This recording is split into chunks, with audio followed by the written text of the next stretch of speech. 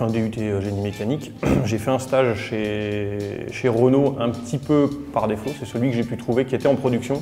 À l'origine, je voulais clairement bosser en bureau d'études et en 2 mois de stage, en fait, mon côté pas forcément très planificateur dans mes activités m'a donné le goût à la production où on arrive le matin, on ne sait pas ce qui va se passer dans la journée, quoi.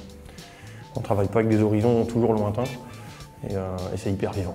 On a quand même des engagements à respecter, donc c'est d'aller s'assurer de faire un petit peu, on va dire, le bilan de la veille et du démarrage de la journée en cours. On en est où sur les engagements de volume de production, les problématiques qualité du jour, les sujets sécurité du moment.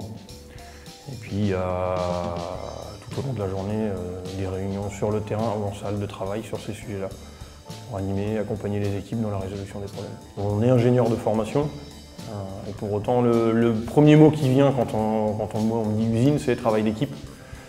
C'est de faire travailler des gens aujourd'hui qui, peut-être plus encore qu'il y a 10 ans, 20 ans, 30 ans, qui n'ont pas forcément été tous formatés dès le départ avec un parcours qui les amène à travailler en usine. On a des gens avec des profils de plus en plus variés, ce qui est extrêmement enrichissant, mais ce qui est aussi source des fois d'incompréhension, de tension, de priorités différentes dans les têtes de chacun. Et c'est le gros enjeu aujourd'hui, c'est de faire travailler plein de gens ensemble. La première compétence, je serais tenté de dire, quand on passe sur un poste en management après avoir eu une formation d'ingénieur, c'est de déjà bien se connaître.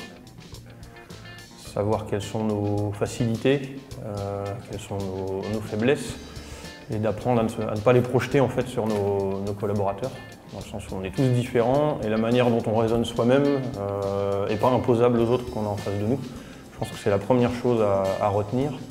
Et l'UTC a un petit point fort, enfin en tout cas il y a 9 ans avait un petit point fort sur ce sujet-là, c'est qu'il y avait une UV, je ne me souviens plus de l'appellation, où on abordait toute la partie gestion du stress, la place des émotions au travail, qui était extrêmement enrichissante pour semer des graines quelques années plus tard et être prêt à passer sur un poste de manager.